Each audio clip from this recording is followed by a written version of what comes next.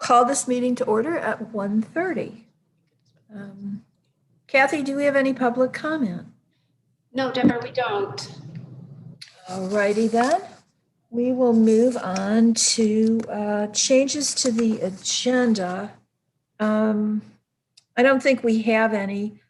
I will ask Jason to stay on the line after the administrator's report when we talk about the soil and water resolution, because I have a question about that. Okay. Can I get a motion on the minutes, please? Yeah. Second? Dave, thank you. Kathy or Katrina? Yeah, I have one correction too, Amanda, and then I'll call on you. On page 5 of the agenda packet and page 4 of the minutes under Chair's report, it mentions issues raised by Bob Howard. That's Bob Howarth, Howarth. Thank you. Amanda, did you have a question? Yeah, I just sent a quick email and I think Katrina got it, just that on that same page, at the last paragraph, it should be HABS committee with a B, not a V. Okay. We are going to have to learn to enunciate more clearly. Yes, sorry. We could spell it out. Harmful algal blooms. I just noticed we're missing Dan. I'm here. Oh, that's right. There you are. Duh. All right. Sorry, Dan. You were so quiet. Okay, so let's vote on the minutes. Dan Klein, Yes. Amanda Champion, Yes. Dave McKenna, Yep. and I'm a yes, so that's unanimous. Now, for my report, a couple of things. I attended a DEC presentation last week on the styrofoam ban that will be taking effect in January of next year. They don't seem to have gotten very far on getting regulations or news out or anything else, but I guess the meeting was just the first one of a series. So if you're interested and I get notice of any more similar presentations, I will send it to you. The other thing that's going on of note is that the case board has decided to take up planning the energy summit that's part of the county energy strategy. I talked to Katie about this and she seems pretty happy to let us take that one over, at least for the initial planning phases, since she's got a lot to do to get her department up to staffing levels yet again.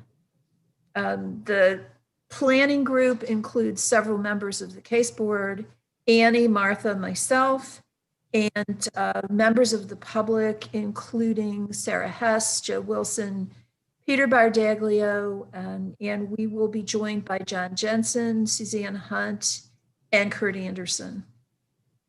If anybody's interested in tuning into those meetings or having input, just let me know. And I will send you the Zoom links. We'll be meeting again next Friday. The other question I have for you is, what do we want to do a resolution at our next meeting in support of the Owasco watershed rules and regulations? We discussed that last month. Amanda says yes. Annie, Amanda and I will get together and put something together for next month's meeting, a resolution. Yeah, we should talk about that, and I can talk to you more, Annie, if you want. I don't know what you know about it, but yeah. Okay, great. Another question I have is, in whose district is Missouri Farms? Is that yours, Dave? Yes. Okay. One of my constituents apparently was driving down there and took pictures and a video, which I will send to you, of a whole bunch of those big, like oil barrels. Yeah, what they are is grape pit barrels. that he gets from someplace up near Geneva, and he processes the material that's in them into some kind of cow feed. Okay. Oh, I know about that, but what in the heck he's got a million containers hanging out for, I don't know. okay. And apparently he either can't get rid of them or isn't willing to. All right. I'll let my constituent know. He was worried that they were filled with oil or No, that's not oil. really hazardous. It's Okay. yeah, Thank you. you're welcome. All right. All right. And while I'm on thank yous, thank you all, committee members. We've been together now for quite a while.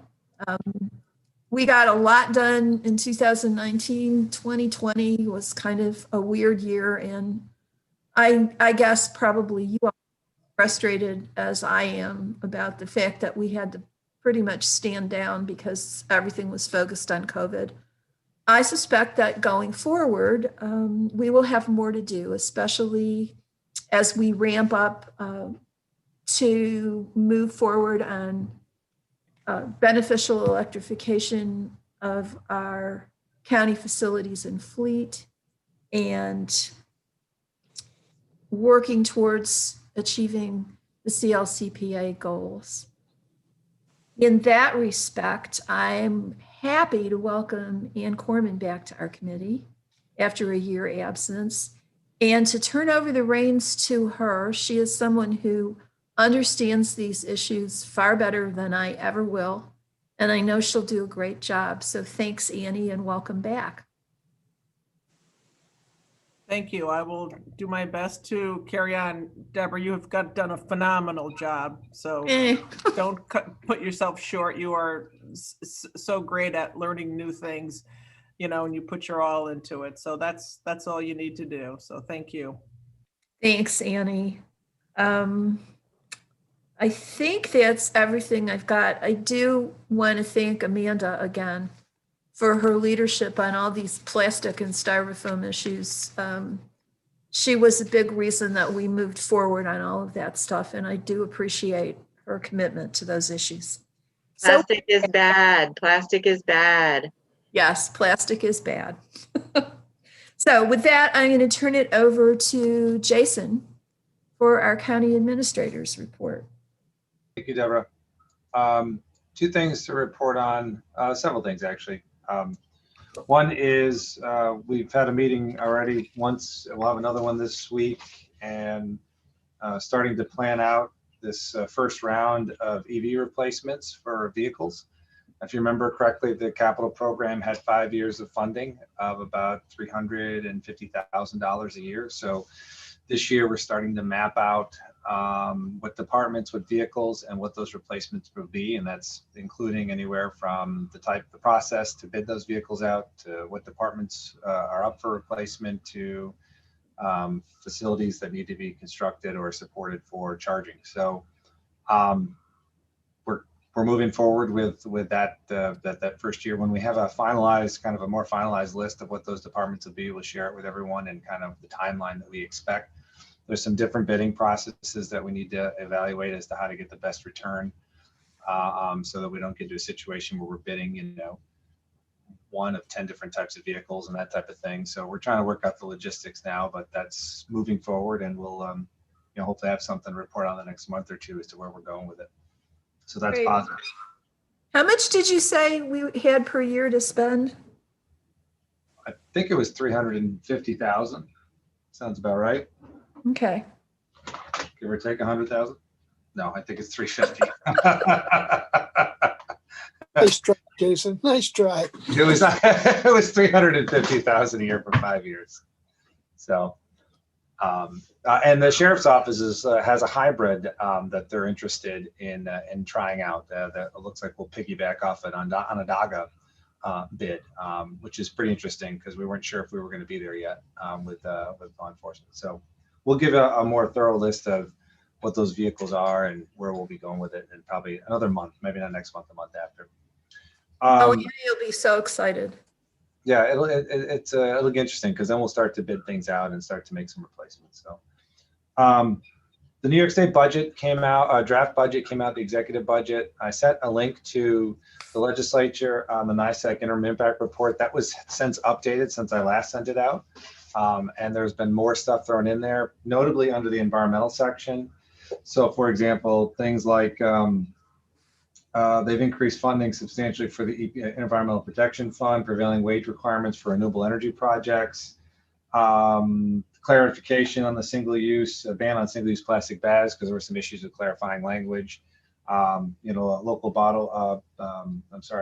development of the pilot situation with promoting a development of renewable energy projects. So there's a lot encompassed in there that we're still going to sift through some more, but the first update, I just want to make you aware, the first update I sent out has since been updated again, and they do that several times.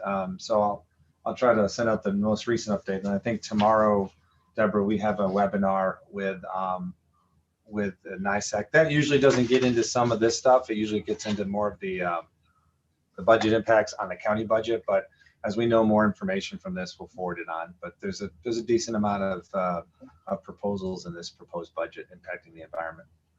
Yeah, that's great, Jason. I'd love it if you'd send the link to the updated materials. I realized as I was sending some questions to NISAC, I realized the version I was looking at online was different than the version I had printed out. And so I wanted to know why my pages were off. And then I looked back and I had the 20th version. This was the 21st version. So I'll send you the link to it. And that happens, they update it. They try to get it out as quick as they can, and then they throw in sections. So I'm going to go back today and highlight sections that I missed from the first go around, but I'll send it out to this group again after I've done my update. Great. So that's good. On the other side on the planning side, I say this generally, the capital planning side, we'll be meeting this week, I think, with Rick, Kevin, and myself to kind of lay out a capital plan, how we're going to approach the capital plan. We're going to do a little differently this year. We're going to have some regular meetings, and then we'll provide an update to F&I on a quarterly basis on where each capital project is, similar to what Jeff Smith does. So obviously some of that involves the green facility planning. When we get that project up and running, we'll make sure that we distribute that capital plan update to all committees, because all legislators, because it touches on different committees like public safety and peak and so on and so forth. So that's all I have to update. Okay, great. Does anybody have any questions for Jason? All right, seeing none, we will move on to soil and water. And we have John Negley here. Hi, John. Hi, everybody. Show us your smiling face. Oh. How are you? Okay, how are you? Good. There it is. All right, so we have a resolution 9862 authorizing a contract with Tompkins County Soil and Water Conservation District to provide interim financial assistance to support conservation-related activities. Can I get a motion on that, please? Amanda moves, Dave seconds. John, you can explain this, or I can. Go ahead, and I'll fill in the details. Well, this is just a standard thing we do every year. What Soil and Water does is administer and distribute grants. So they're funding projects done with other people's money, and sometimes there's a gap between when we have to pay for something and when the grant comes in. And so the county, on an annual basis, lends Soil and Water $200,000 as a stopgap for their cash flow issues. Did I miss anything, John? That's perfect.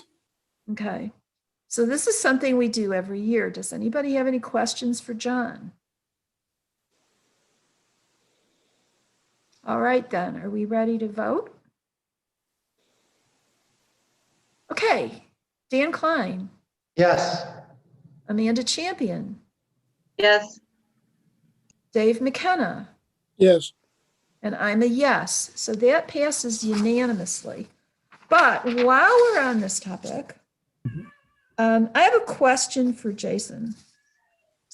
And maybe this is something you need to check out with Rick Snyder, Jason, but it seems to me, you know, in my 2 or 3 years on the Soil and Water Board, this is kind of a dumb process because, you know, we barely pay off last year's $200,000 and we're doing a resolution for this year's $200,000. So the same $200,000 just sort of keeps going back and forth.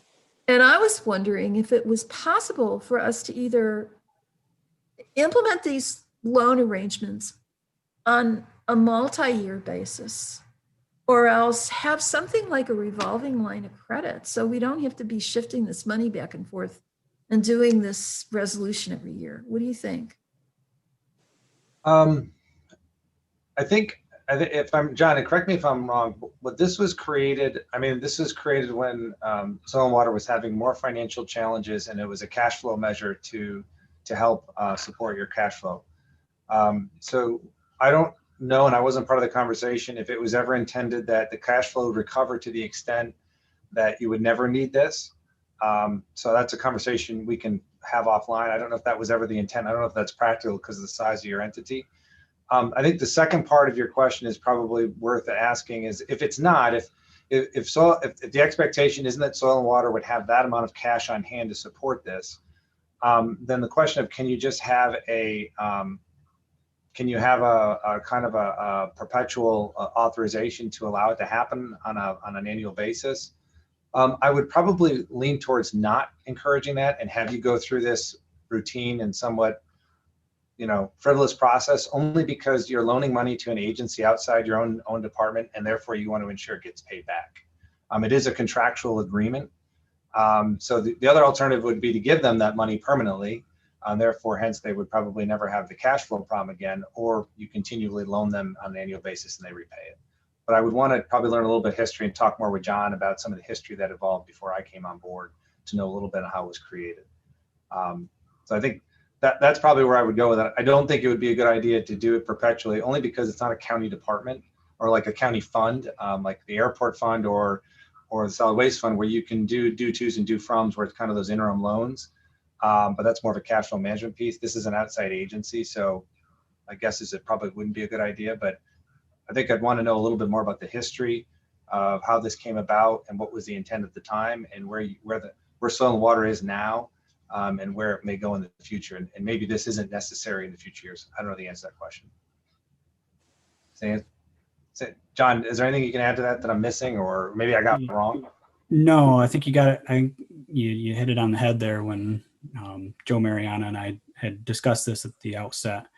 You know, we were in the kind of a different situation with the district and cash flow, trying to offset grants. But I think the intent has always kind of been that there's going to be grants that the district is going to have to cash flow. And we have on the books right now, like about $3 million worth of projects that we're going to cash flow. That's strictly cash in from the state, cash back out. So that's something that's a little nerve-wracking to me as a manager of cash flowing all of that. And there's a lot of expectations for the Soil and Water District to keep putting projects out there on the landscape. And some of these projects are $400,000-$500,000 projects that usually it's a check to a contractor all at one time. So I think we can have that conversation, Jason, offline a little bit. And that those were kind of the two scenarios. And I think at the outset, really the discussion with Joe was because we were in a serious situation cash flow wise, we were like, we can't even cash flow the $50,000 projects. We got to have some money to cash flow it. Now I think it just kind of scales up a little bit, and it's more of those $200,000 to $500,000 projects that we see out in the landscape. So I think the need's still there for this. You know, Deborah, after hearing John's explanation for it, then maybe there is another option of a kind of a one resolution that can encapsulate it with some parameters on it. Yeah, let's get together then, John, and we'll get with Rick on it. The way you just explained it was a little different in my mind from the cash flow perspective that I had for this project, things like that. So why don't we get together and we'll see if there's another alternative to it. Sure. That's great. Thank you both. Yep. Because, I mean, doing this every year just doesn't make sense. Anyway, thank you. Thank you both. And thank you, John. Nice to see you. Thank you all. All righty. So moving on to DPS. We've got resolutions and a commissioner's report. Katie, I'll leave it up to you to decide in what order you want to do these things, because I know your time is in demand. Thanks. Hi, everybody. And I unfortunately just got a text from Scott that he's dealing with a little bit of a emergency at his home right now. So that may dictate the order of events, but I could start with my commissioner's report. There's not a ton for me to report on. I did want to let people know that the greenhouse gas emissions inventory is moving along. We received pretty substantial feedback from the Climate and Sustainable Energy Board. So we've been working with them and climate scientists locally on how we report back on the emissions inventory, and are kind of reworking our executive summary to make sure we pull out the most important pieces in an easily digestible manner. We're hoping to bring that back to the case board in February, and the direction last time from Peak that we brought the general high level reporting was that they would prefer that we just go directly to the full legislature and present on the findings. So at this point, depending on how it goes with this next iteration of the executive summary, we're hoping to do that to bring it to the legislature at the end of February, maybe beginning of March. Thanks, Katie.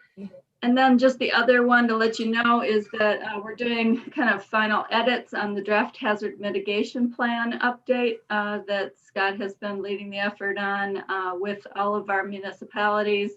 And we will then be looking to share that for public comment, probably again, February, March time frame for that too. Okay. Any questions for Katie? I will also let you know that Katie and Megan will be meeting with Annie and myself and Martha this week, so we can figure out ways that we can set our peak and HED goals to be congruent with Katie's work plan. I'm pleased to hear from Jason. I see you, Martha. I'll definitely get to you. I'm pleased to hear from Jason that there's going to be additional money for environmental grants and programs, because in Katie's brief conversation with me earlier, she indicated that she wanted to focus some on getting some more money from the state and perhaps the feds this year. So that's good news. Martha. Thank you, Deborah. Hi, Katie. Later on, there are resolutions about the BEA program. I'll be interested to hear about staffing related to that. But I'm actually kind of not sure which committee the Chief Sustainability Officer will report to, and like, will that be under GO because it's administration, or peak, or facilities, or what? So taking the opportunity to ask here, what's the status on that hire, and then kind of how do you see the structure working after that person's on board? Oh, we have a meeting set up Yeah. in 2 weeks, another week, to kind of talk about all that, try to figure out where the position is going to be housed and kind of some of the nuances behind it and time frame for recruitment. So it's something that we've got a meeting set up, Katie, Megan, and I to kind of figure out. Okay, So so, more to come, I guess, on What that. about- yeah. okay, thank you. Yeah, that's a good point, Martha. That position is probably going to be working on things that will be of interest to Peak, GO, F&I, and BCP. So who knows? Right. So then the hiring isn't, you're not ready to post that until after that meeting in 2 weeks? Yeah, I think our intent for that meeting is to talk about all three positions right now, two in planning department and then the chief sustainability officer, try to identify the best recruitment approach, the timelines, you know, where the chief sustainability officer will be located, you know, how is to try to work out in avoidance of having one position report to 4 committees is trying to figure all those types of details out. So that's why we set up a meeting just to talk specifically about it. Okay, thank you. Do we have position descriptions, at least for the 2 folks in Katie's department, ready to go? We do. Megan and I are going to review them to make sure that they are as broad as we can be looking to, while still getting great candidates. Just because we did have an unsuccessful search this last round for the housing planner, so we're looking at perhaps tweaking them a little bit, but they're close. Do we advertise for these positions nationwide? Yeah, we use the American Planning Association website. That's probably the most effective tool, and upstate New York, but the APA reaches international audience. Right. And the New York State Planning Commission covers the state pretty much, doesn't it? Yeah, yep. Okay. And I'm curious, how and where are we thinking about advertising for the CSO, Jason? There's probably a variety of different avenues. There'll be some on the planning track. There'll be some on a facilities or more of an infrastructure track. You know, right now we're gonna have our HR folks kind of look at some different locations to be posting and advertising on. So it'll be a nationwide search, but there's probably a broader spectrum of places to advertise than what Katie might be doing with just the planners, because it's a little bit more of a versatile position. So you know, we're trying to develop that list of different locations now.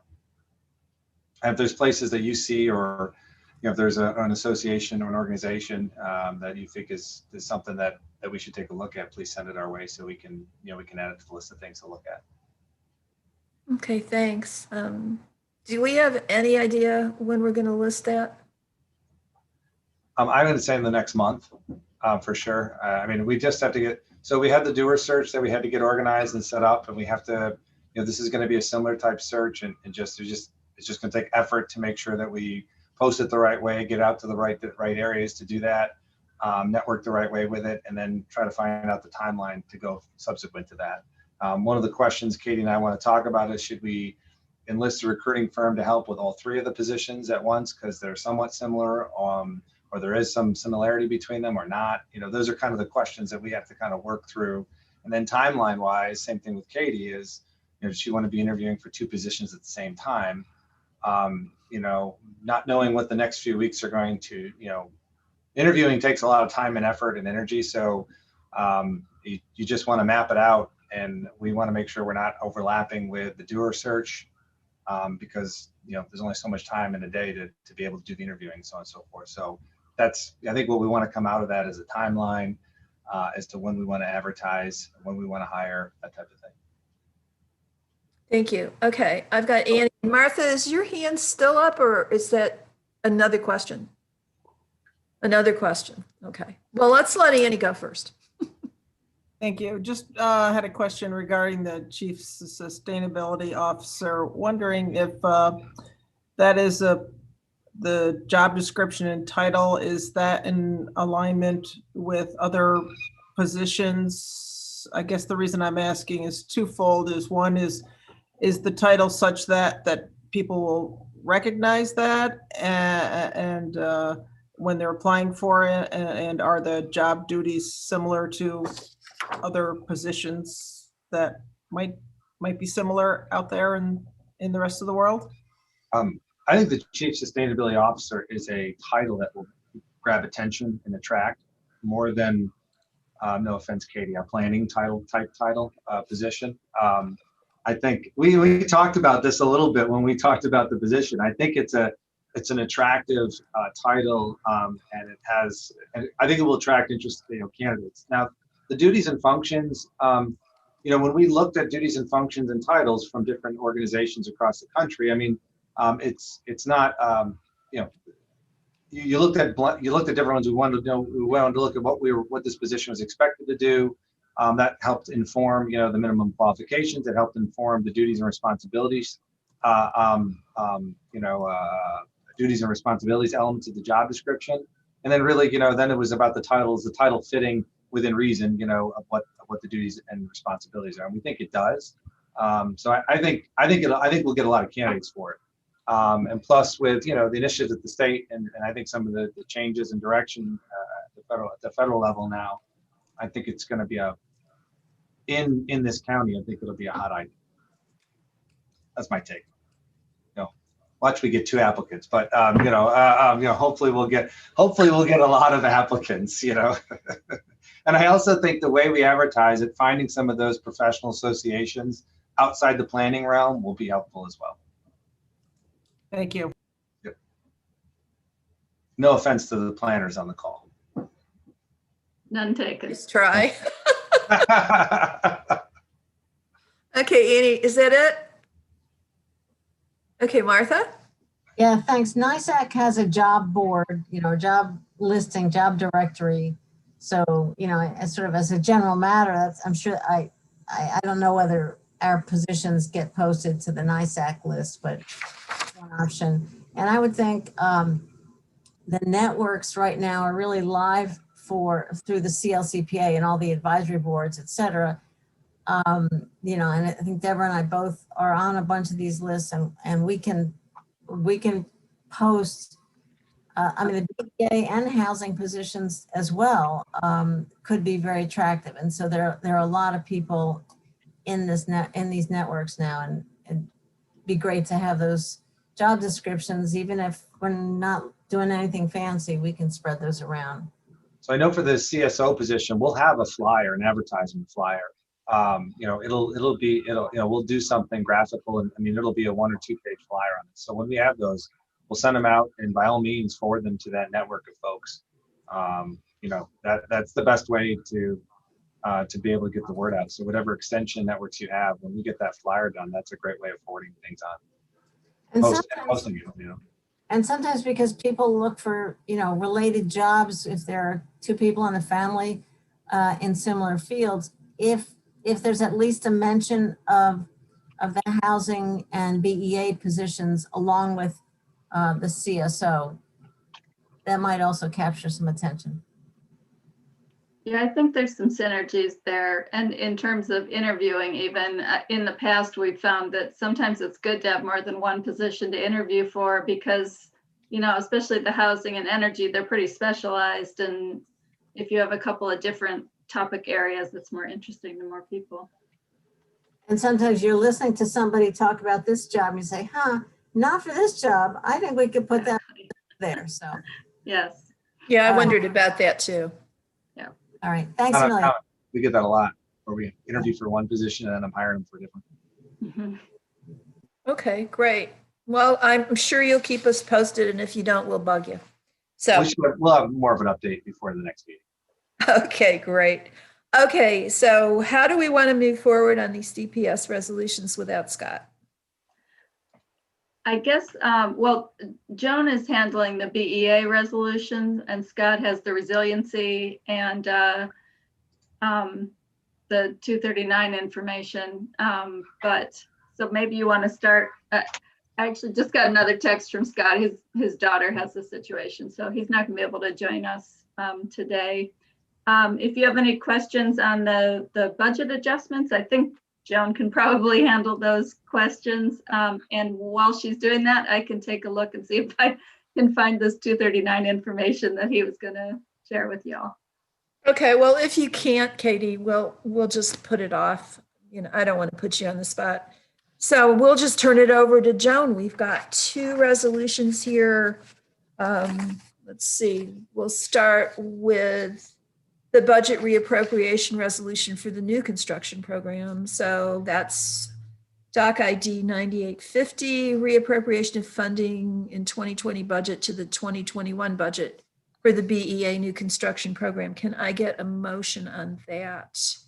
Amanda moves. Dave seconds. Boy, you two have been busy today. All right, Joan, tell us about this one. Okay, so this is funding that we have already received, which is why we need to reappropriate it into next year's budget. When we prepared the budget back in June, we never know how much money is going to be left over in a program like this. That's a long-running program. So we've taken this approach rather than guessing in June, is just waiting till January to know what the correct numbers are. So this just, and it shows an equal In and out. income and expenditure, because otherwise it's technically in addition to the budget, but we already have the funding in hand. So it's just a matter of really authorizing us to spend that money. Okay, great. Does anybody have any questions for Joan? Martha? Yeah, here you go. So I'm a little confused. Is this for, and it's related to the other resolutions too. Is this for the consulting dollars, the dollars that go to pay for the consultants who help the businesses? Yes, all three of these resolutions are for that money. All of it would be going to the consultants that provide support to the businesses. The first two are for the new construction program, the first two resolutions. It's just that they have different sources of money. The third one is for the BEA Lansing program. Just makes our lives a lot easier to track them in separate resolutions rather than trying to jam it all into one and trying to untangle it in 3 years, frankly.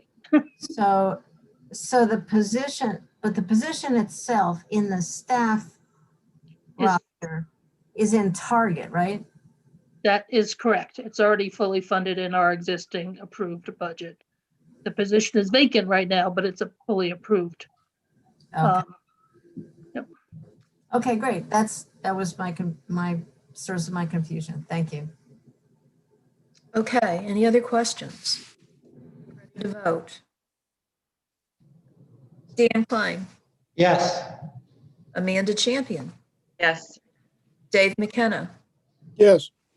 and I'm a yes, so that passes unanimously. Now we have Resolution ID 9851, Business Energy Advisors New Construction Program Budget Adjustment.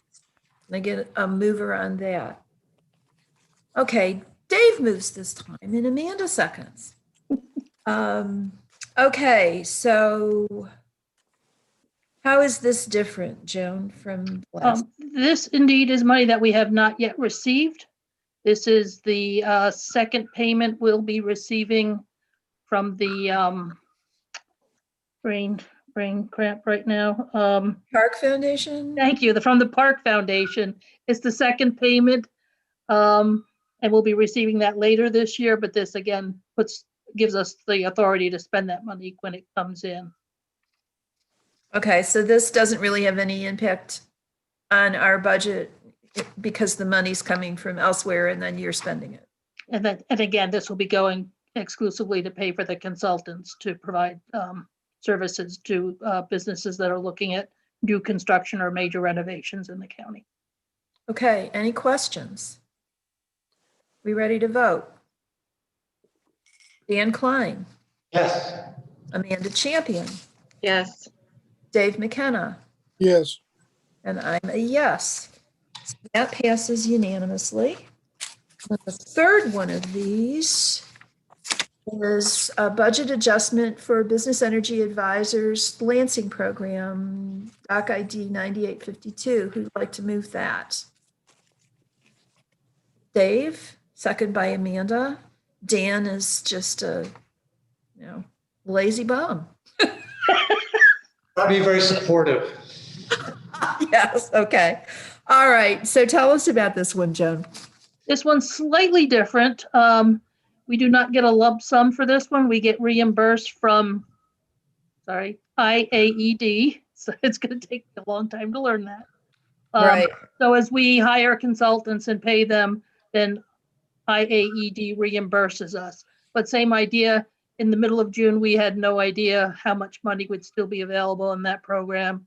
So rather than guessing and having to amend it in January, we just waited till January to just put it into the budget.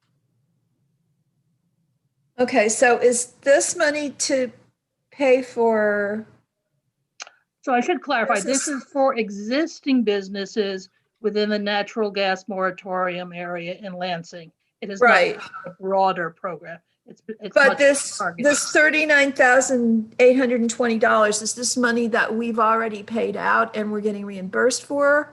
Or No, it is money we will perspective? be spending, potentially will be spending in 2021 that IAED will reimburse us. They have the money right now in their accounts and they reimburse us as we go. So if we spend 20,000, we'll get 20,000. If we spend 40,000, we'll get 39. Right. So we Right. moved over that amount, but that's the remaining amount in our contract with IAED. Okay, all right. Okay, Amanda has a question. Well, just should we change this resolution so it doesn't say TCAD anymore? Well, technically, the contract is still with TCAD Okay, because that's the original contract. We don't have a new contract. We have Okay. amended it, but we haven't changed. It gets confusing when you change the name of an organization. I've found yes, that. it does. Okay, So thanks. we're going to stick with TCAD for contractual purposes. Okay, are we ready to vote? Dan Klein, Yes. Amanda Champion, Yes, Dave McKenna, Yes. and I'm a yes. So that passes unanimously. All right, so Katie, do you want to move to the other, the resilience planning grant, and then we'll worry about 239? Well, I see Scott popped on, but I'm not sure if, oh, there he is. Scott, How you doing? how are you doing? All right, I'm dealing with a little issue right now in my house, but I got a little window here of time when I can give you a little overview of what we're talking about. Well, of course, I can connect with my colleagues here to help you add a detail too. So, Okay, well, let's do the 239 thing since we've got you for a few minutes. great. All right.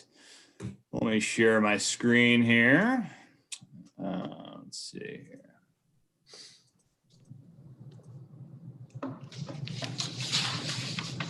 Sorry, of course, I didn't have this all prepped up given my little emergency situation here. Okay. You folks see the what's in front of you here about the 239? Yes. Excellent. All right. So the beauty is this is a very brief presentation. Of course, I have more detailed questions that, again, my colleagues can help with as well. But we put a lot of time into the review of development reviews in the county. And we thought it was important to make sure you were aware of that process more and kind of give you more regular updates too on that process, since it does take a chunk of our time. And while I'm lead on this in terms of the work, it is absolutely a team effort. And we meet weekly. Katie, Joan, and I meet weekly to talk about these items. They're more than suited to field questions on this too. And we also pull in our other staff members too, as we need it too. So this is a look back with just about a half dozen different slides to describe this process over the last year. So we refer to this as 239s. It's kind of like the fun short version of it. It actually has a connection to New York State law, General Municipal Law 239, sections L, M, and N, that governs the land use planning review process that's required of us in actually every county in the state to review local actions. So it's a legal basis for those reviews. And it really requires that cities, towns, and villages refer different development applications and proposed zoning to us for review and comment prior to action. So that it's not every action. There's certainly small scale things that are not subject to review, but your site plans, zoning ordinances, variances. Those are the types of things that are typically referred to, but it also matters where they're located. State or county highways, close to a boundary of another municipality, ag districts, that type of thing. So there's the majority of actions that your local planning board might review are things that are referred to us for review. And we have 30 days to complete this review. So the purpose really is to take a little bit broader look at development reviews. So obviously the towns, municipalities, cities, villages look at the real specifics. This is to look at the inter-community countywide impacts beyond the boundaries. You know, this is one of the few places that state law has counties play this role. So we have like the state law outlines 8 different things that we look at. Just a couple different examples are you take a look at number 2, traffic generation. Obviously municipalities look at that, but we look at it in a broader context.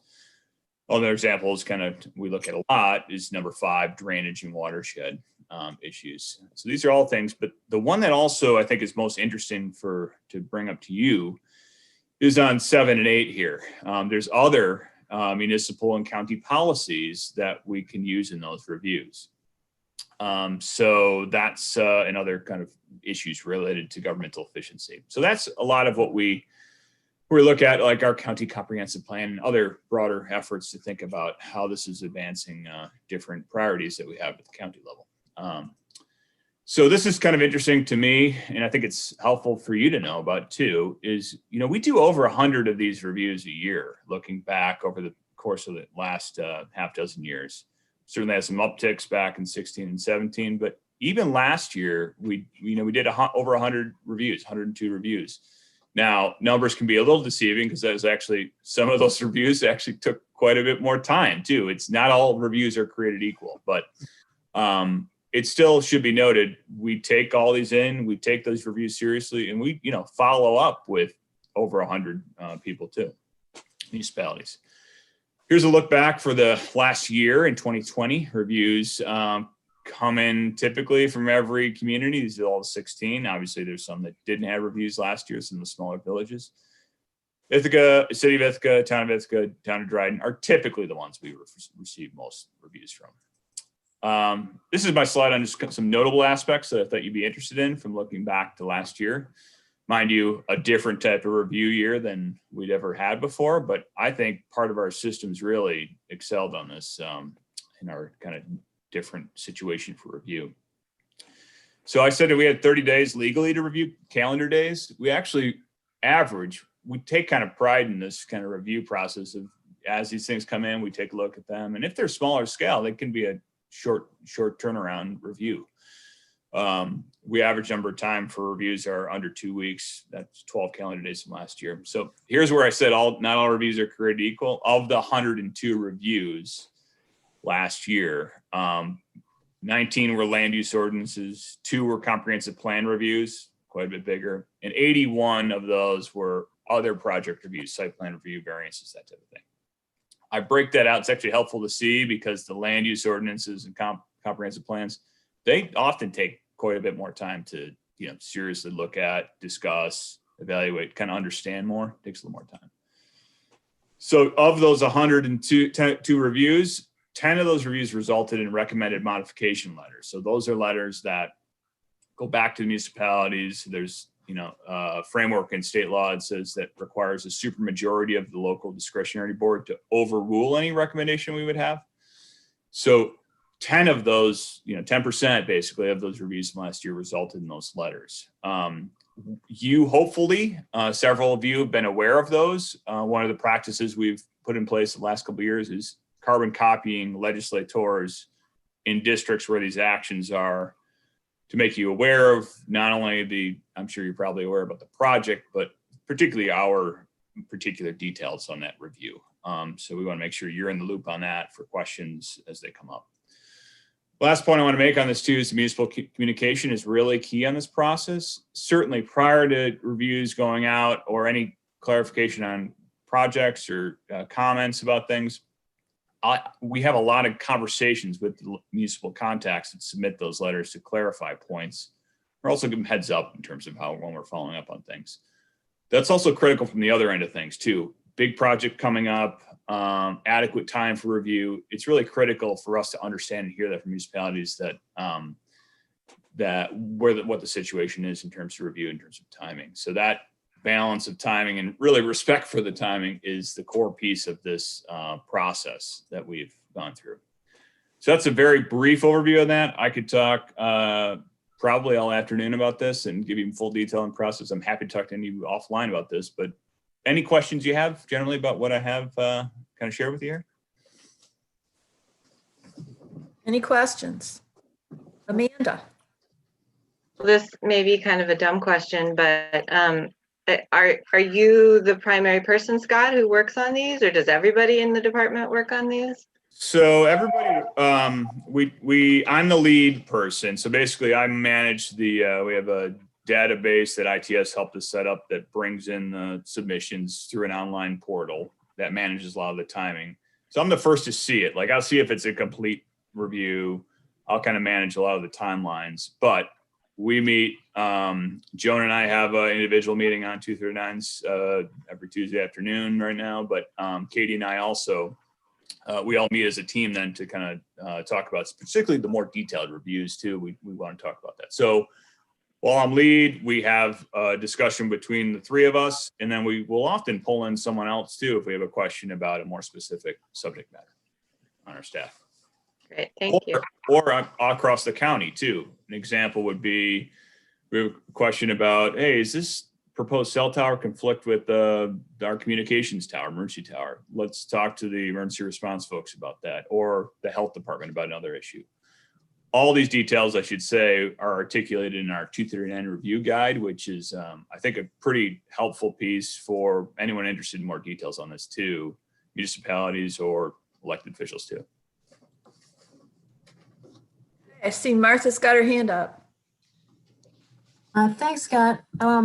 When you guys put together the energy recommendation a couple of years ago, that was a big deal, kind of not requiring new development to avoid using gas, and to do other energy enhancements.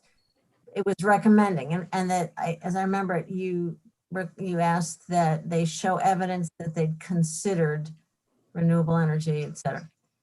So I think that from my experience, I think that's been effective. I wonder if you want to comment on that, and then comment, is there anything else like that you're thinking of as a policy that you might, that might be in the works as a new review item? Well, that has been very helpful. Yes, we had, I think when I looked at this, we do this basically internal review in the past years, last year, and we had, I feel like about a dozen of these recommendations back to municipalities that said, basically we recommend you modify this to require the applicant to document, at least that they've considered, heat pumps or solar arrays on top. And it's been so effective that several municipalities, that's what they just do now. And not only do they do that, a lot of projects are incorporating those aspects. So that's been a real success. We evaluate in terms of, I think the energy is the obvious one. I think maybe we'll further articulate some of the other energy connected pieces, but we look at this guide and we'll be updating this guide, but there's nothing on the cusp that I think of that I think would be one that's ripe for further asking for a more detailed review. I'd say that energy was kind of ripe for that type of use because people didn't understand much about it, and just requiring people to deeply consider all of these various elements was a way to prompt a conversation that might not have ever happened. You think of something like sidewalks to a development, like that's kind of a known thing at this point. They're probably having those conversations. So if we keep our eyes open for it because it has been a very useful, I think to a lot of people, a useful element of our 239 reviews. I know I've heard about it in the town of Dryden as kind of been referred to as part of the reason that they've forwarded that as a policy goal too. So yeah, thank you very much for doing it. Yeah, sure. We just get the city to do it. City's doing a good job of the energy piece now. I'll say that. Well, yeah, but I have to say I'm really disappointed that they're not going to codify a requirement to use electricity for residential heating till 2025. That just disappoints me greatly. So on a personal note, anyhow, so now we have, if there are no more questions, Resolution ID 9859, budget adjustment for New York State Department of State Resiliency Planning Grant to develop the Tompkins County Resiliency and Recovery Plan. Can I get a motion on that one? Dave moves, Amanda seconds. You want to tell us about this one, Scott? Yeah, this will just be a quick one for you. Yeah, on packet page 14, you get a little overview on the memo. We have been waiting patiently for a long time, talking in the years, 18 months for the, we were notified of this great grant program. The contract from the state, we were hoping would come in time to coordinate with us for the update of our mitigation plan, which we're knee deep in right now. We just got the contract late in the year. This is the contract to initiate the resiliency plan, which will be the kind of second step off of our hazard mitigation plan. We've planned a broad range of different pieces that are noted in there. So this is just to start that, to bring the money in, and we're really confident we can make great headway on that planning effort this year. To bring both municipalities, but also across from that into the non-governmental sector too, to kind of coordinate some of our resiliency planning efforts across the county. So it's exciting. And this is, formally to bring that money in to implement that. I'm sure we'll talk in much greater detail about those aspects with all of you soon. Yeah, I thought you guys had already been working on this for, with the other towns and villages. Yeah, so that's our, we actually were fortunate enough to receive two different grants that are, we hope parallel them together. One was the update of our FEMA regulated hazard mitigation plan. And our original idea was, oh, what great energy we're gonna have this and this resiliency plan at the same time to do all these pieces. The contracting issue resulted in pushing that state contract, this one we're talking about, back. Which in hindsight now, I actually think there's some added energy to being able to springboard off that FEMA required plan into this little more creative effort. I think that's actually going to work out better, but I've been very upset about the delays on this state contract. All right, thanks. Any other questions for Scott? Okay, we ready to vote? We always vote to accept money. Dan Klein, Yes. Amanda Champion, Yes. Dave McKenna, Absolutely. and I'm a yes, so that passes. Now, thank you, DPS people, and if you want to go do something else, we don't want to keep you any more than we. All right. Thank you. Good luck, Scott. Thanks. Appreciate your flexibility. Not a problem. Bye-bye. Okay, so now we have committee member reports. We have this presentation coming up from Sustainable Westchester. I don't think she's going to be able to come much before 3 o'clock because she had another commitment. But I think we can use this time profitably to have an expanded discussion of things that you all might like to work on this year. And to hear from Annie as to anything that she's interested in. Before we start that discussion, is there anything that anybody here wants to report on for the benefit of the rest of the committee? Okay. So we started to talk last month about committee goals. And I know one of them is that Dan wants to put the forest management issue to rest. So that's something, Annie, this one's going to be on your plate come next month. So you might want to take a lead role in this at some point. And as I mentioned, the case board will be working on the energy summit. The idea of that one is that we want to have an in-person, three-dimensional summit in the real world and not a bunch of Zoom meetings. So we're looking at a time frame somewhere between October of this year and February of next year. And that's fine because as we understand it from Martha, who's the only person on the committee who's ever planned a summit like this, she did the housing one. It takes a lot of time, a lot of planning, and a lot of effort. So there's no big rush with this. As I said, anyone who's interested is certainly welcome to climb on board.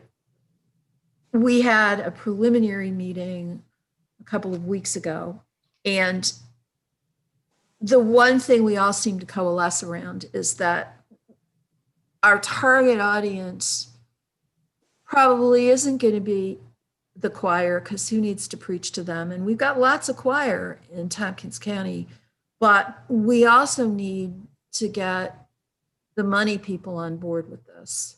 So we're going to try to pitch this in a way that makes it clear to people that there's a lot to be gained financially from going green, and having more energy efficient buildings and using sustainable energy sources.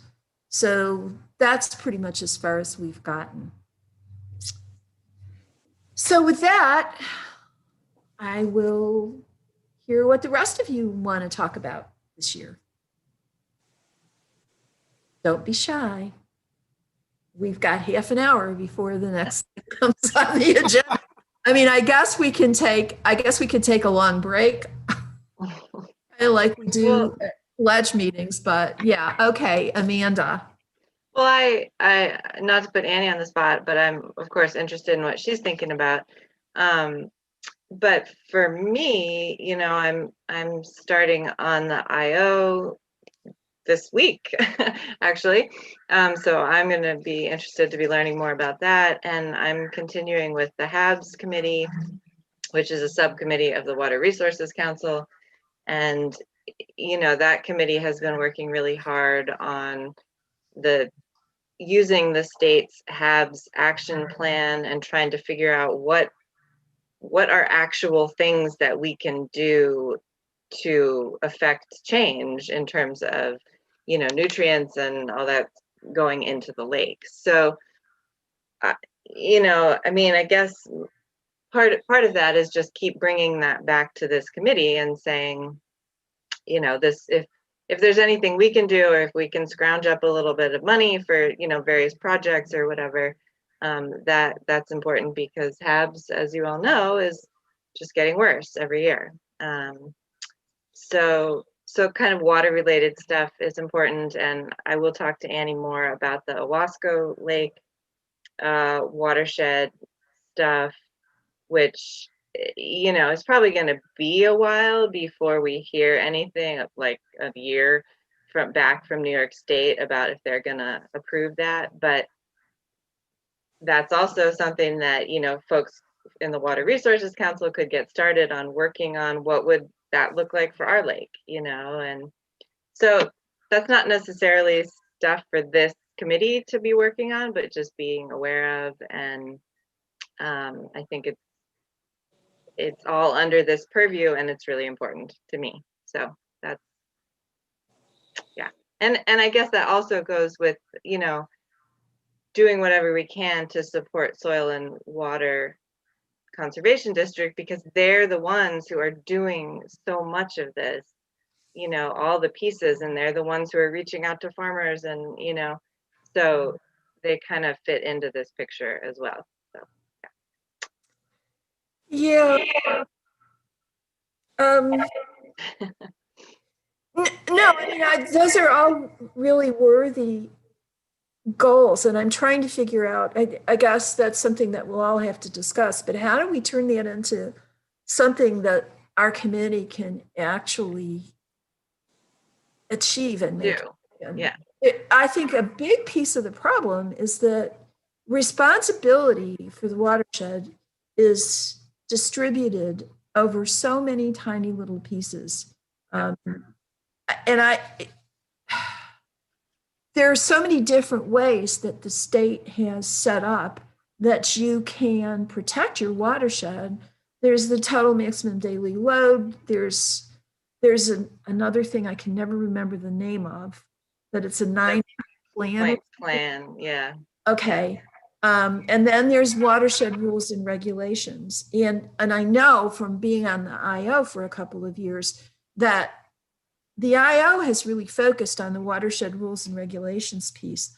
I'm not entirely sure that that's workable for Cayuga Lake because our watershed is so large and encompasses so many different counties and municipalities. And you've got to get them all on board in support of rules and regulations that the state requires to be promulgated by a water purveyor, which means really you're going to have to get Bolton Point to get on the stick and promulgate. And there are 5 different municipalities to begin with. So logistically, watershed rules and regulations for our watershed are a nightmare.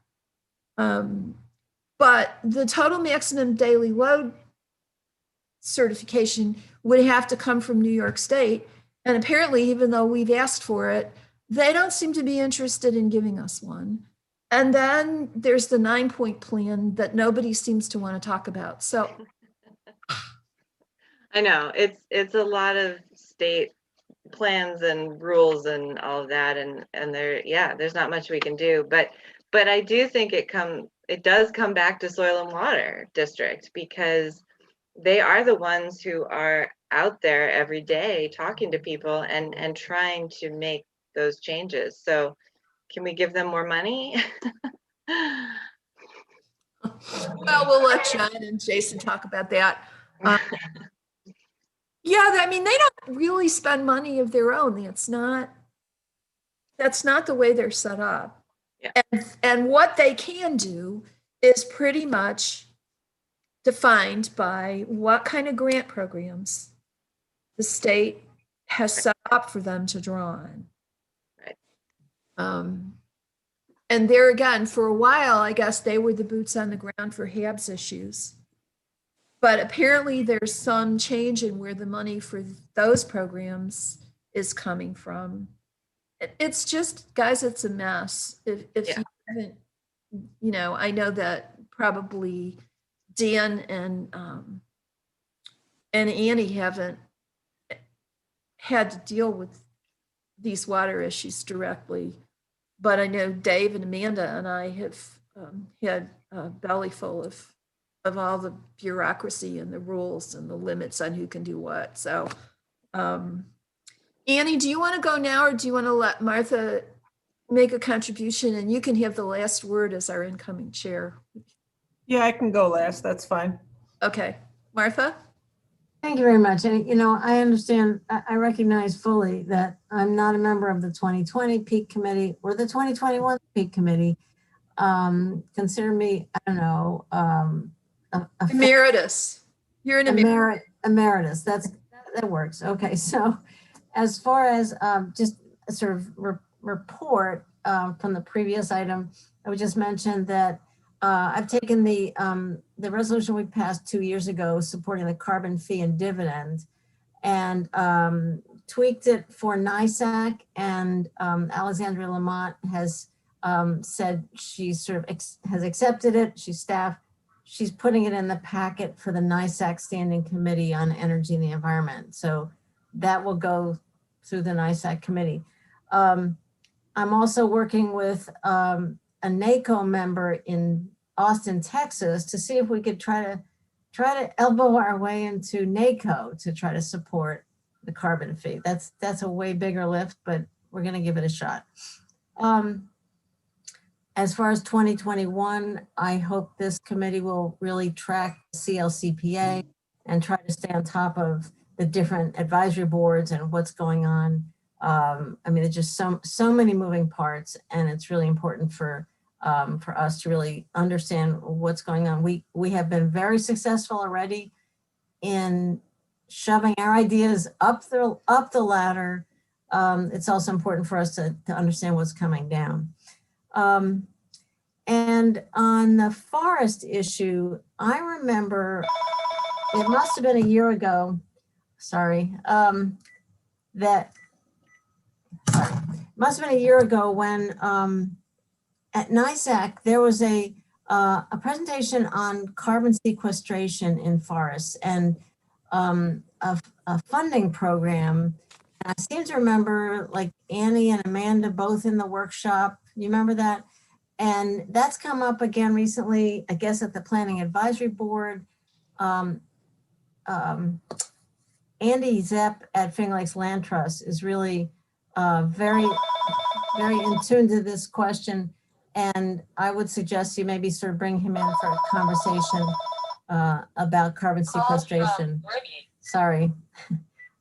So if he would have a lot of expertise on this, because the Land Trust is certainly looks at carbon sequestration and the financial benefits as something they're very involved in.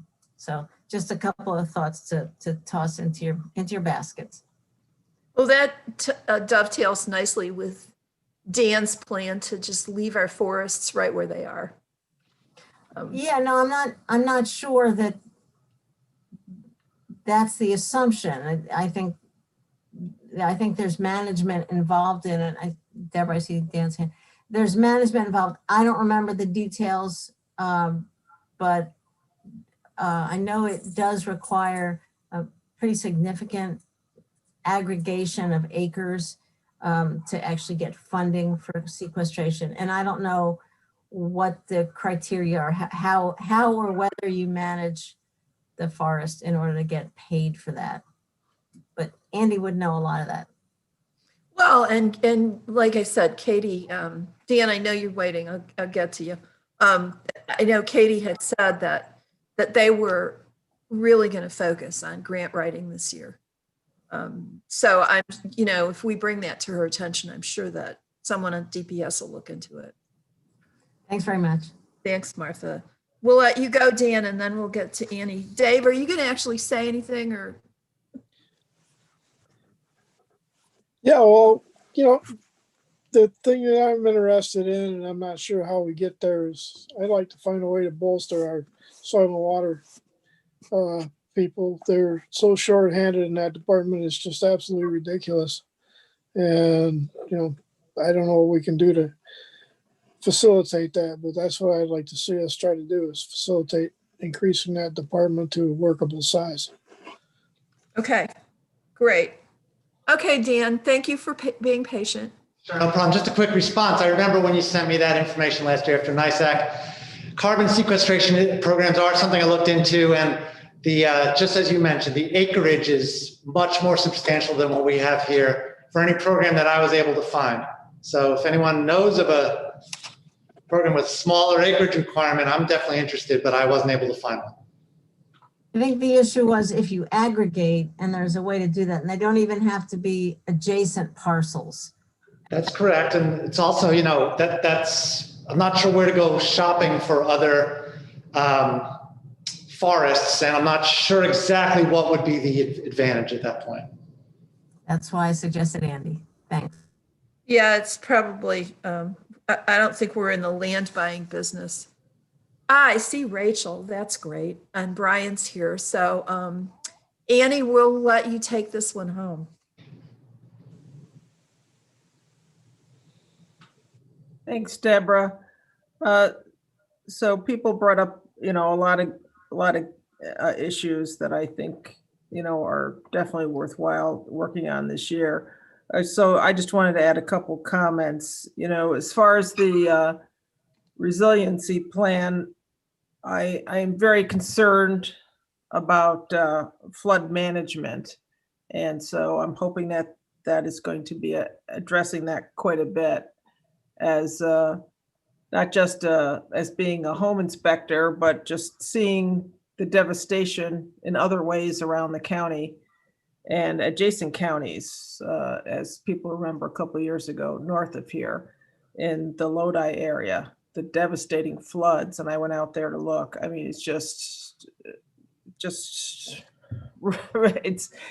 just the scale to see it firsthand, and we're in a perfect area that, if floods started to happen, it could be devastating for people. We could have people injured or killed, a lot of property damage, and that it would take a long time to recover from that. And it could affect our water quality. We're talking about water quality, our forests. It could affect so many different things, our potable water. So to me, that's a big, huge thing that I think we need to figure out how to support and get that going. And then, and of course, that's going to be working with the other municipalities too on that, because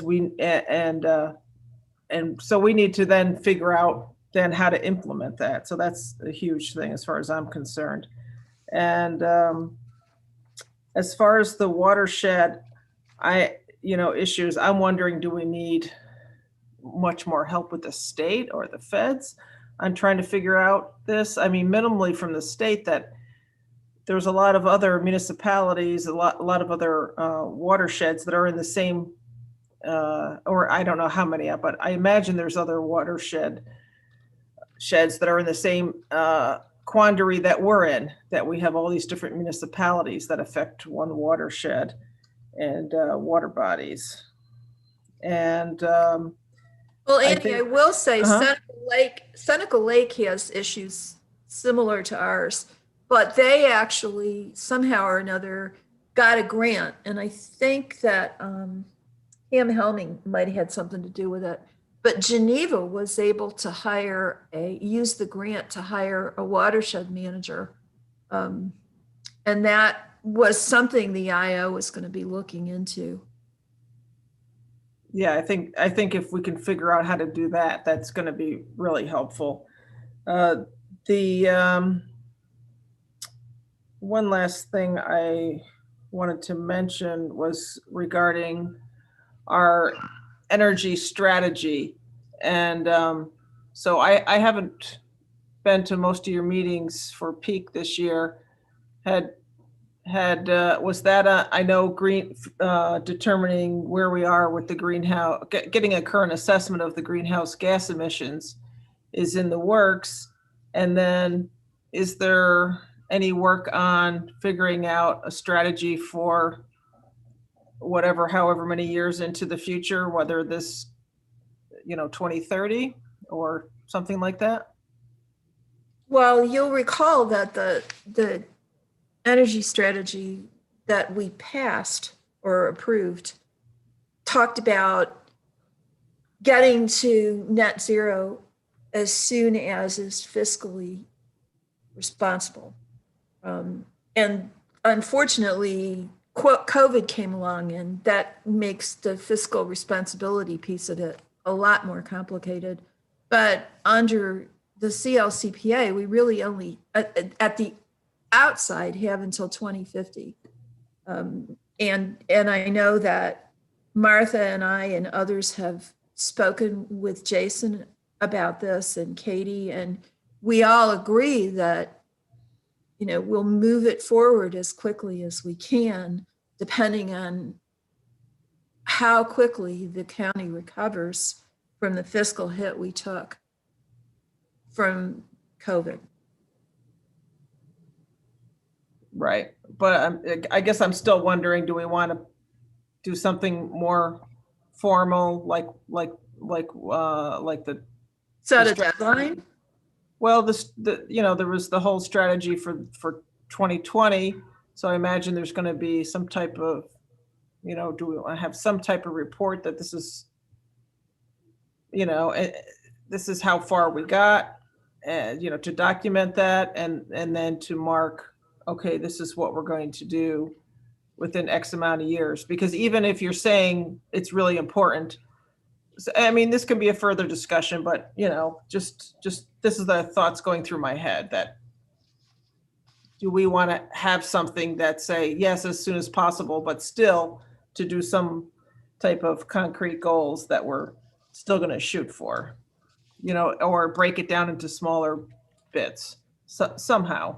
Because I just know that goals are more achievable when you have something in writing. You have little intermediate steps that you can measure your progress. Right. So something to talk Something about that's- this year. Yeah, that's something that's going to be broader than this committee because it's going to involve administration and DPS and the new CSO. Right. Yeah. But get that conversation going. All right. Thank you. That's enough. Yeah. And now we're fortunate because we have Rachel Carpatella with us. Brian will introduce her to you all, but before that starts, I just want to thank you, Rachel, for giving us some time out of your schedule. Rachel is one of the movers and shakers behind Sustainable Westchester, which is probably the state's premier sustainability program. And this is very timely because we're in the process of hiring a sustainability officer. And I would imagine that's one of the reasons that Brian reached out to you. So Brian and Rachel, take it away. All right. Well, who keeps the stats on how many committee meetings end early? I was sitting here wondering if Rachel had a meeting from 2 to 3 in the capital region, and I'm trying to figure out, are we going to be able to do this today? Thank you for backfilling. And here we are. And so I wanted to just talk about why this is relevant for Rachel coming from a much larger county would be relevant to us here. And I think it has a lot to do with the best practices. And I want you to hear from them. But I do want to do a little historical review. Basically, I know not everyone was on the legislature when a lot of these things occurred. And for Jason, who has only been here a few years, just to get an understanding how what Rachel and I do work together with what our larger goals are here. So, so there was a county energy strategy in 2010 and energy roadmap steering committee that was appointed by the legislature in 2014. That's the predecessor to the case board. And and several local folks in 2015 did the building and heating with the climate in mind presentation. We did it in about 10 communities of municipalities. We did one at Hotel Ithaca for engineers, architects, and developers. And so our organization, which was called Solar Tompkins and still is legally Solar Tompkins, but does business as Heat Smart Tompkins, did 2 years of solarized programs, very successful. The second one was very successful. And then we switched over to building envelope improvements and heat pump, energy efficient heat pumps. And NYSERDA heard about our program and they asked to come down, send some staff down to do focus groups with our enrollees. They did, and they liked what they saw, and they decided to fund other community campaigns. And now there are 20 in New York State. And it's wonderful working with. We have a lot of interaction across the state, and so at the same time there was a parallel track where the Tompkins County Area Development and Tompkins County Legislature were putting together a Energy and Economic Development Task Force. And among the task force recommendations was to reduce fossil fuel use in commercial and industrial buildings. The tactics included creating a program to assist businesses with planning and enhancing energy improvements and developing financial tools that support the incremental costs of making energy investments. So that was the birth of the Business Energy Program, advisor program that you heard about today. So then our Heat Smart programs in New York State began to give more attention to the commercial sector. We'd been primarily working with residential and very small commercial. And, so this became a collaboration between Heat Smart and the Department of Planning, Sustainability, and the Ithaca Area Development for the BEA Lansing program. And now now, as far as we now have we've come together, the communities that are doing the commercial program have come together to have a monthly commercial Heat Smart meeting, and our county business advisor, Andrea Geary, was invited to those meetings and was a participant. So I appreciate Deborah's willingness to accommodate this presentation on today's agenda. And I sent the committee members all of the information about Rachel and Rachel's program this morning, so I will not elaborate further, and I'll just turn it over to Rachel. Thank you, Brian, for the setup. It's so incredible what Heat Smart Tompkins has done and Solaris Tompkins previous to that. I really appreciated the invitation to come and speak to you all today. And I'm so grateful for you having me and for giving me a little bit of time to tell you about our work at Sustainable Westchester and about the program that I'm so passionate about, the commercial clean heating and cooling program of Sustainable Westchester. I'll now share my screen.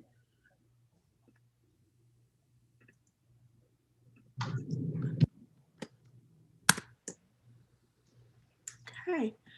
If there are any snafus, please don't hesitate to unmute yourself and tell me what's not coming up correctly. So Commercial Clean Heating and Cooling is a program of Sustainable Westchester that is supported by NYSERDA. My name is Rachel Carpatella, and I'm the director of the program.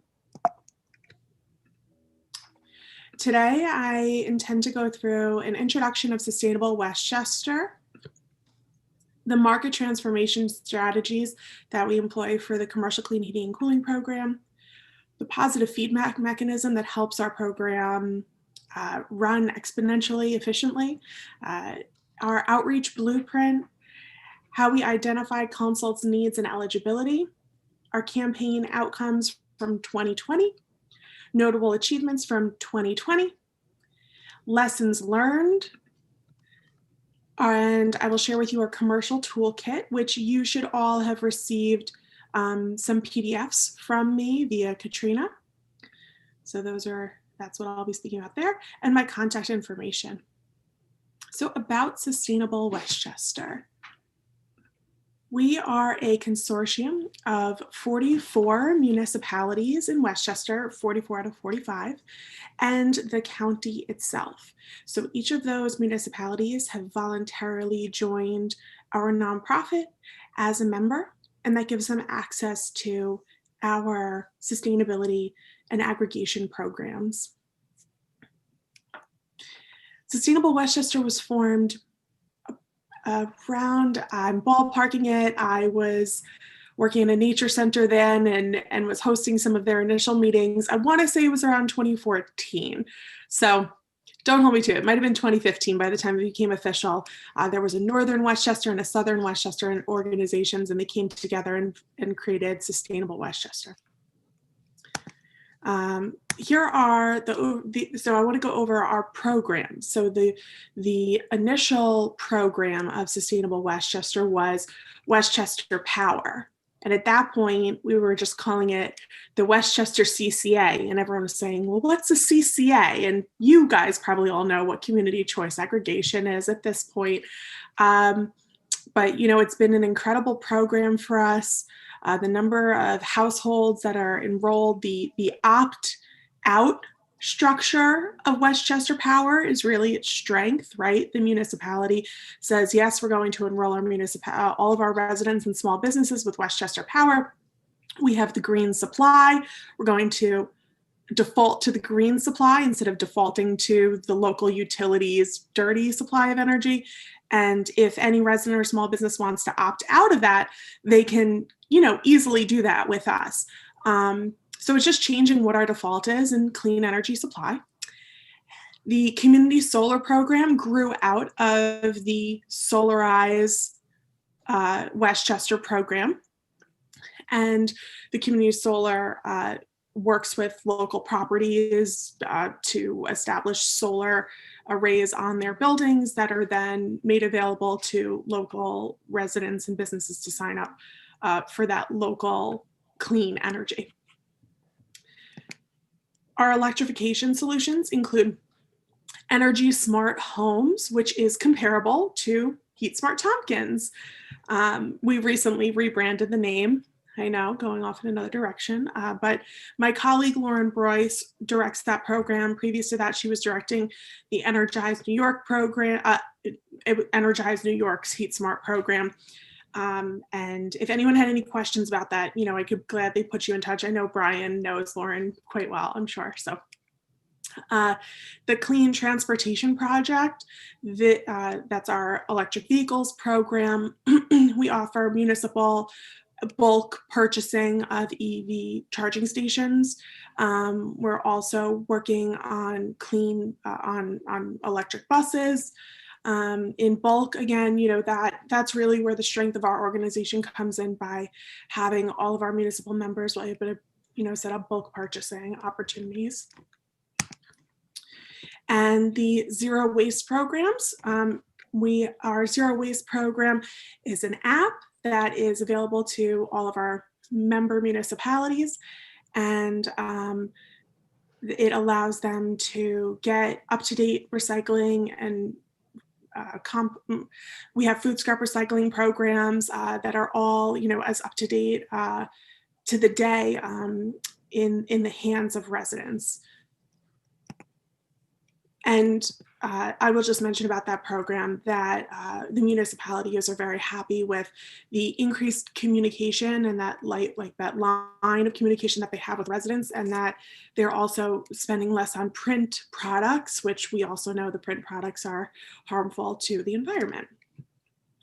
So why is electrification important? I'm not sure I need to go too deep into this with you all here today, but I will say that these messages are coming through strong and clear for our municipal members, that now more than ever, 2021's and 2020's multi-layered crises has brought even more focus to the climate crisis imperative, how climate change challenge parallels COVID and requires collective action and a long-term view, how environmental justice and equity are interwoven to clean energy, to indoor air quality, to public health crises and spread of virus.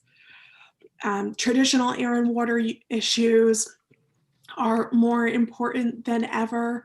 The need for immediate action is here, and by having a dynamic systems approach across all sectors, and that's made possible by our municipal leadership, we're able to have a vast and deep impact.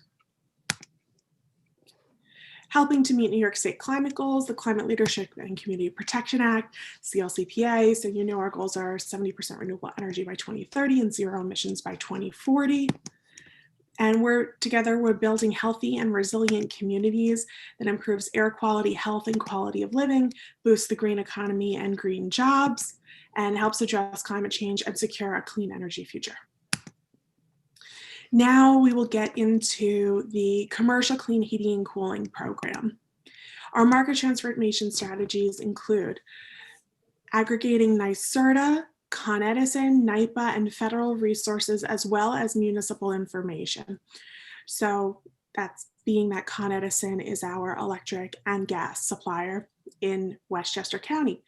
When I'm saying we're aggregating resources, those include rebates, tax credits, technical support, from the municipal information side, aggregating the ongoing development. So we're in touch with planning and zoning boards in each municipality and ask them on an annual basis for a list of proposed development so that we can coordinate to connect with those projects before they are under construction, or at least in the first phase of construction, we hope, where we can talk to them about, starting with a design that includes clean heating and cooling. I will also mention that Westchester County is a gas-constrained area. We organize events hosted by municipalities, trade organizations, professional associations, industry groups, and chambers of commerce. So We are members of many of these groups. For instance, the Business Council of Westchester, the Green Business Partnership, the Westchester County Association, the Building and Realty Institute. These are all key organizations in our county that are educational and informational opportunities for key stakeholders, that are information dissemination opportunities for us. And we will participate in their events when they have events that sound like something that might be up our alley. You know, it's always great to listen in and connect with people. And previous to COVID, of course, being in person, you know, you can make relationships, but we're still doing that virtually as well. And we've had a lot of success with those groups, trade organizations, professional organizations, industry groups, chambers, and municipalities asking us and inviting us to present to their monthly general membership meeting or to their annual conference, or, you know, inviting us into their space to give a presentation, which is so, it's the highest honor. You know, they see us as a partner and a valuable part of their network, but it's also for us incredibly impactful when you're going to where people are already, they're there, they're listening, they know that an organization that they trust in, you know, has asked us to be there. And oftentimes those groups will also share with us a contact list of event attendees who we can then follow up with. Rachel, Yeah. can I interrupt? Have you interacted much with the financial sector, the lending and insurance, you know, the money people that make projects happen, to kind of educate them about what's in it for them?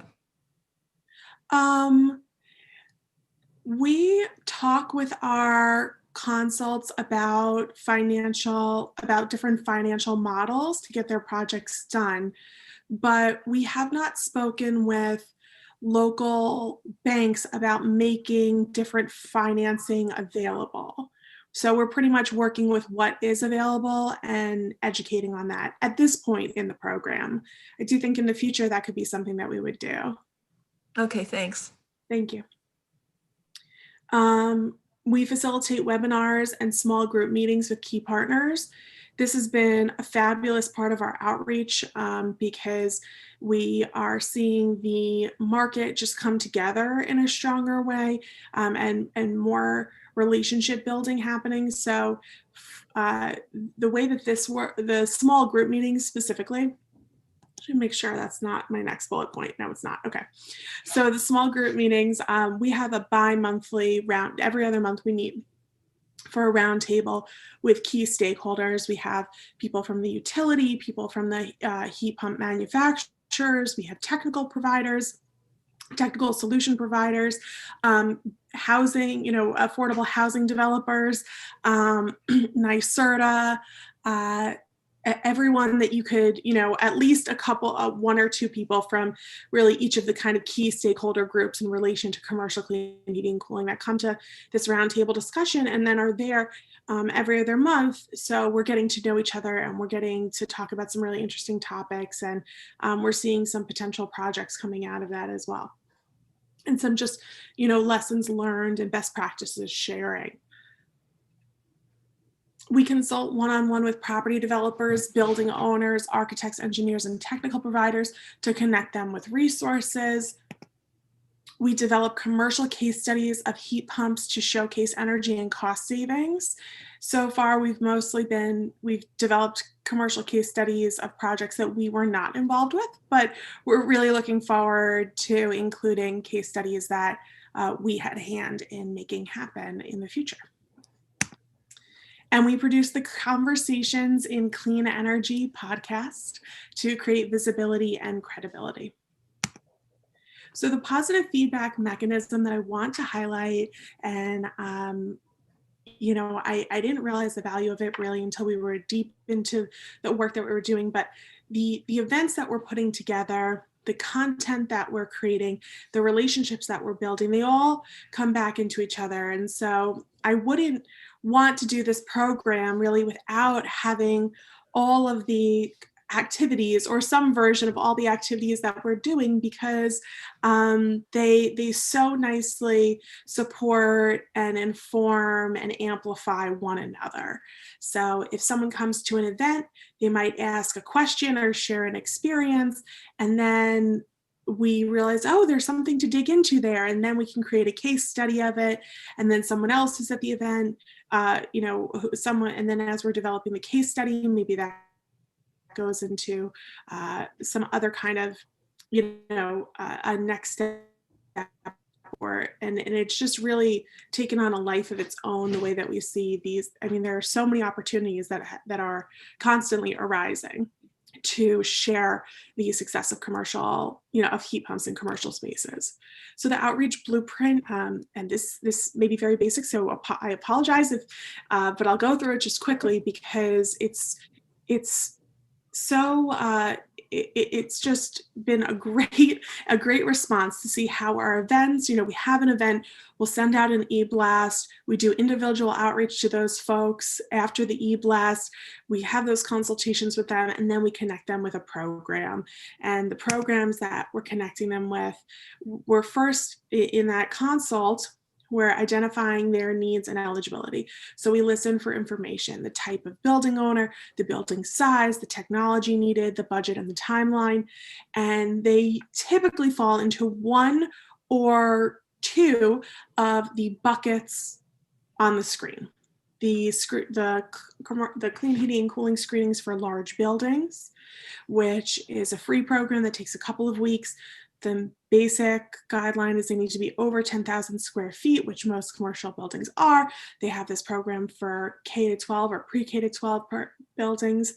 And it's a great entry into getting an assessment and a look if clean heating and cooling would work for their building. The Green Jobs Green New York study does pretty much the same thing, but it's available to small businesses or nonprofits. And it can include a variety of energy conservation measures, but it doesn't have to. It could just be the basic commercial clean heating and cooling screening as well. The FlexTech study, so this is a 50% cost share. It has been extended through the end of this year now. I understand too that the additional 50% can be reimbursed. The thing that's interesting about the FlexTech study is that it's a much deeper dive into the energy use, energy conservation measures, and what the ROI would be. And it's much more tailored to the building and pretty much gives you, a product that you could put out to bid, right? And the installer introduction, I might do this at any point with any of those first three studies that I mentioned.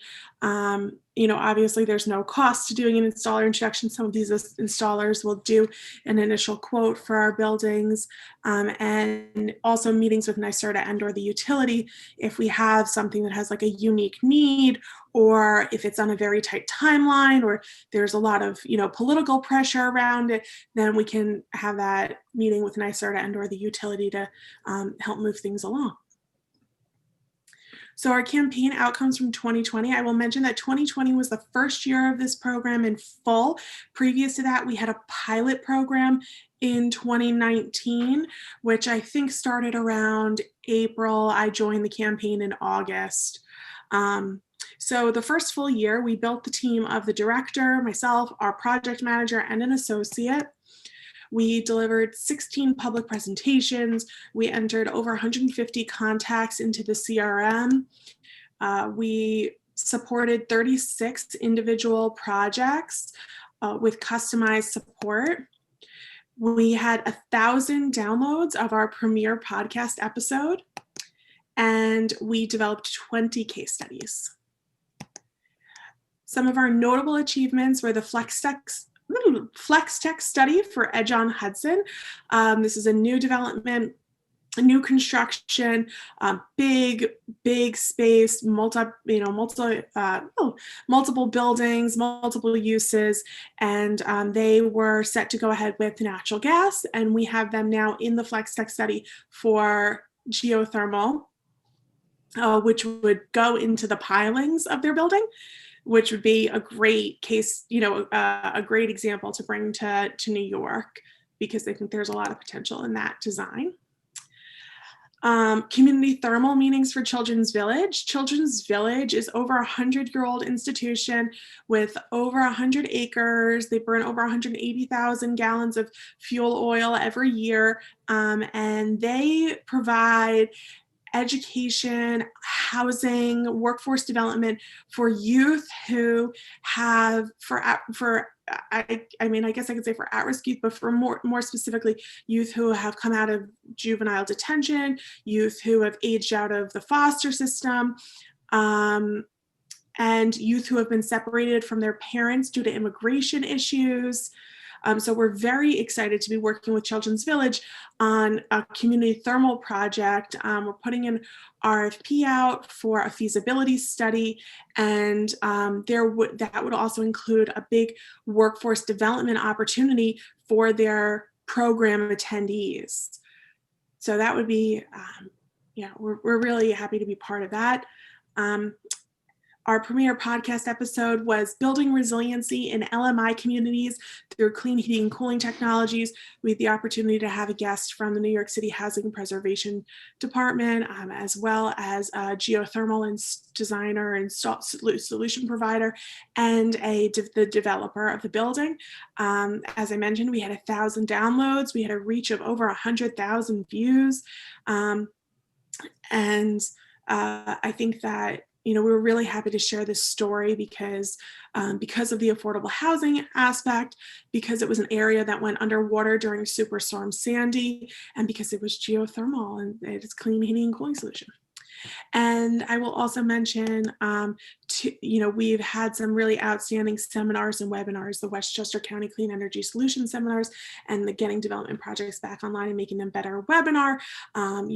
With the Westchester County Clean Energy Solution seminars, we had NYSERDA, Con Edison, and Westchester County and Sustainable Westchester, the four of us partner to put together these seminars for municipal leaders, for chambers of commerce, for developers, and we saw a great participation and conversations happening from that. And Getting Development Projects Back Online and Making Them Better webinar, we were able to showcase some examples of clean heating and cooling solutions and work in Westchester. So some of the lessons learned, I'm just going to check my time. Oh wait, when I did that, my screen just went darkened. No, my time isn't showing. Okay, well, I'm almost done. Lessons learned. So join associations and bring your presentation to them. That is just, we certainly have organized Sustainable Westchester led webinars, but and we recently had one on New York Stretch where we had 105 participants. So I shouldn't say, so that was very good. That was great. But there's something that I just really like about going and being part of the association's meeting. And ask municipal planning departments for lists of proposed development, because you get really valuable information right in your hands. And you're building relationships with the planning department so they understand, what you're doing and what you can offer. Municipalities that are NYPA customers and don't pay the electric SBC cannot access clean heat incentives.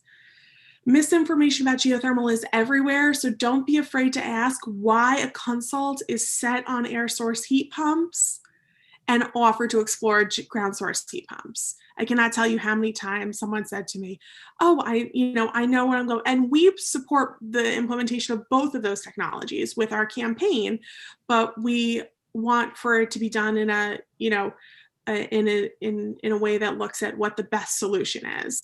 So because of the misinformation that's out there about geothermal, sometimes we do need to offer them, that perspective that maybe it's worth it to take a few weeks to get a screening done to see what geothermal would be like for their building.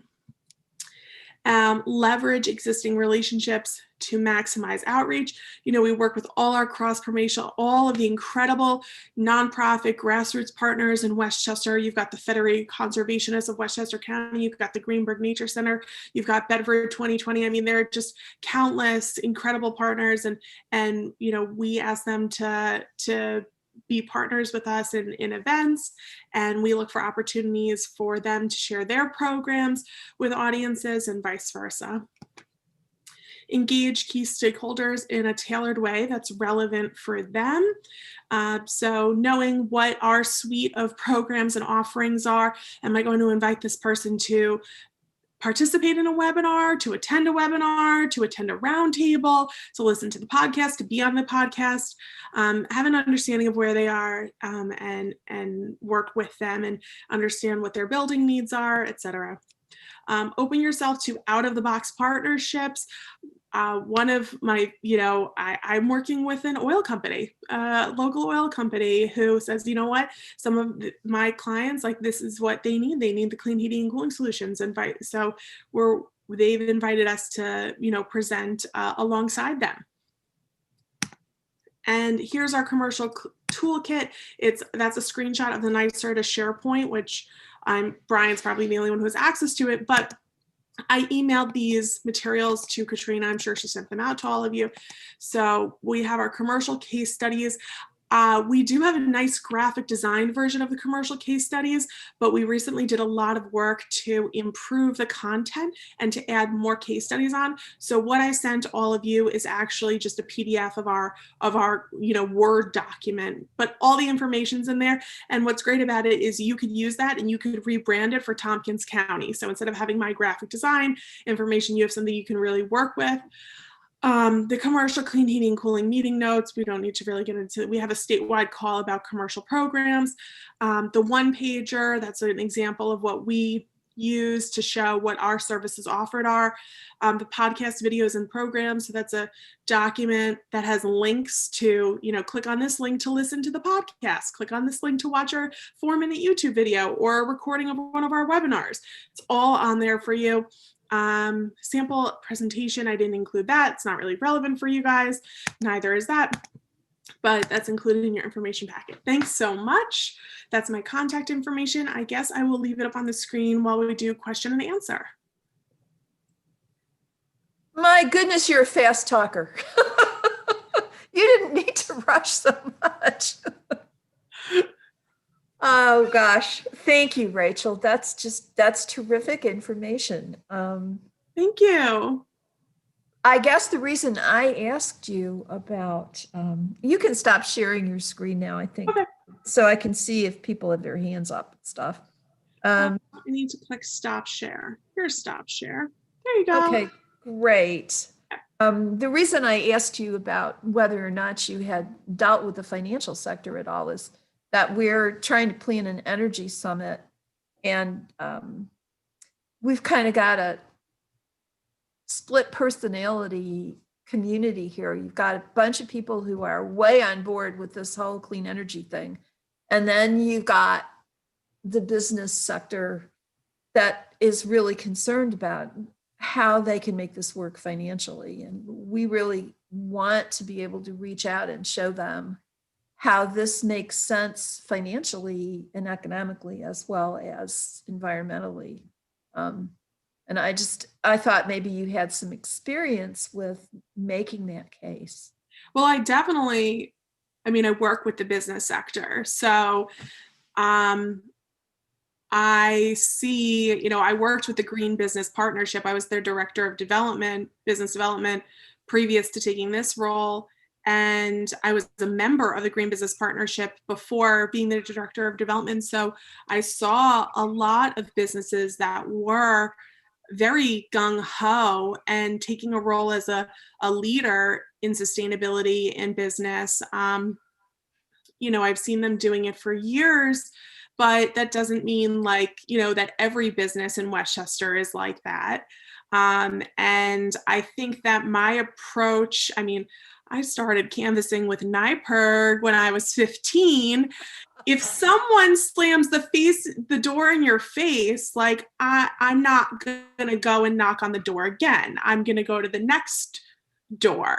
So my approach there is to work with the businesses that see some value in this, that have some interest peaked. And I think the way to figure that out is to go to a business organization. You know, if you can have a good enough relationship with the leader of the business organization, whether it's a chamber of commerce or some other industry group, if you have a good enough relationship with that leader, which usually the leaders are more, they're thinking about the future of business, they realize that sustainability is a part of that, then you can present to that group. And then you see who asks you questions in that meeting and who's on that list. And then, you know, who came to that event that you offered. And those are the people that you would follow up with. And your case studies are probably valuable as well. Yeah, definitely. When I've sat down with developers, I mean, before I had the case studies, the developers were like, this doesn't work. No one like my building has ever done this. Like, just really did not feel that it was, it was like an annoyance, you know. But then the first time I sat down at a table with them with that case study packet and got it into their hands, like, it just, we skipped over that whole conversation. It was right there in front of them. It's a huge success for all these buildings. And guess what? If you don't do it for your building, you're probably going to be left behind. And then we were able to actually talk about, okay, well, so what can you help us with? How do we figure this out? It was incredible. Do you share those case studies? Yeah, so I emailed that to Katrina. Okay, great. Mm-hmm. Yeah. All right, Martha. I think that'd be great for the energy summit. You know, maybe awesome. We could even get Rachel to come speak. Who knows? You have my number. Yes, I do. Thank you. You're going to be sorry for that. So it sort of tells you what a benefit it is to have, I don't know, 1.5 million residents in your county. Is that how many you have in Westchester? I don't know. Okay. But I'm sure, yes, it is a lot. A lot. It's bigger than Tompkins. Yeah. You could say. I did want to ask about your IDA, but Annie's got her hand up first. Oh, okay. We'll let Annie go and then we'll let Martha go. Oh, thank you. This is not my question, but I was just looking at a population of Westchester, 966,000 and change. So about 10 times bigger than Tompkins County. So I really like what you said about, using the case study so that people can see it, it's businesses they know. I also, with the geothermal, glad you have a big focus on that. I often talk to people about that, replacing, our home boiler that was 82% energy efficient. With geothermal, we went to 450% energy efficiency. So it really just totally blows it out of the water. Well, I won't say blows it out of the water because it's actually in the bottom of our pond. So I don't want it blown out of the water. So my questions too, I'll ask them both at the same time. You talked about gas constraints, and maybe some of this was in your stuff you sent this morning, but I didn't have a chance to look at it. And then the other thing is, as funding for your organization, are there costs for the municipalities to join, or do you get it from NYPA? But how do you fund your great organization? Thanks. We are a gas constrained area, similar to Lansing. So Con Edison said, no more new natural gas connections. You won't let us build the pipeline and we don't have the gas. So figure it out. But also, that's a very your whole county. Yeah, except for, I guess there's a small portion of the county that's NYSEG territory, but it's negligible. Okay. I live in Lansing, so I'm familiar with the gas constraint thing. Yep. So that's what we have going on here.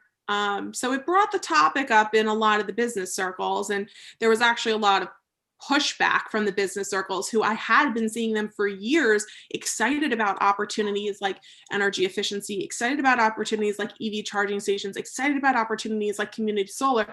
And then the utility told them, but you can't have new natural gas hookup. And it was like, what? You know, I mean, the conflict, it was contentious, and I was in the room and I was like, this is the future. We're going to get through it together. I'm here for you.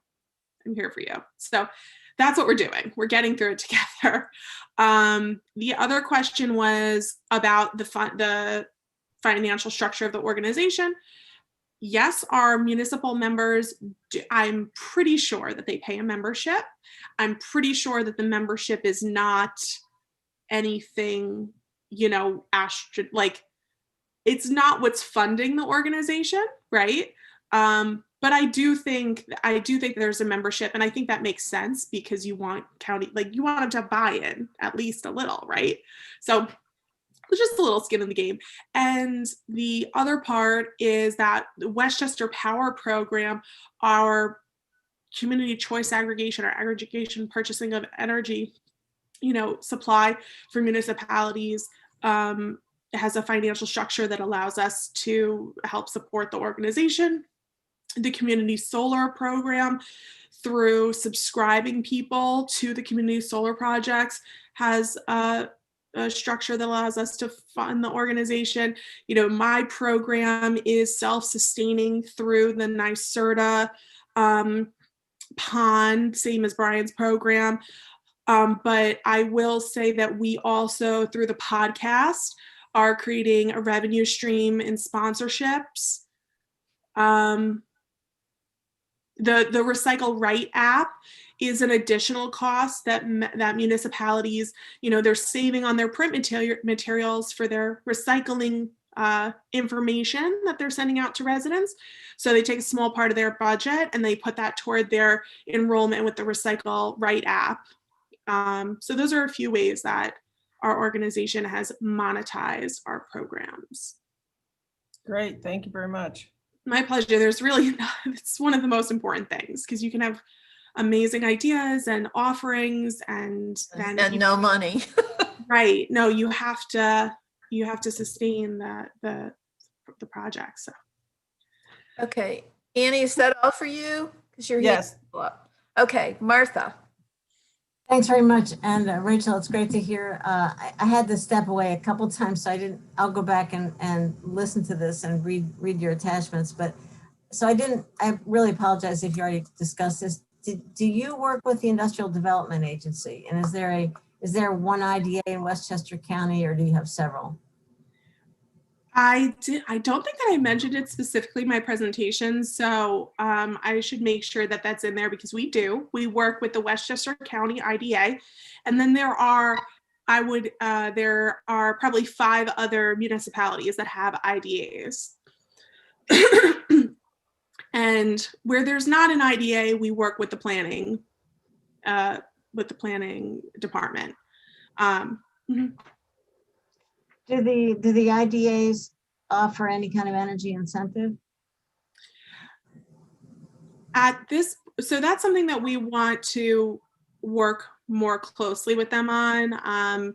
Haven't really dug in there too deep yet. There's nothing for heat pumps or building electrification yet, but they are the way that we have worked with them so far, which is really just the surface, and what we'd like to do is what you're talking about. But what we've done so far in our first year is they help promote our events. They have facilitated a meeting between us and some of the key developers that they're in touch with. They've featured our, promotion in their newsletter.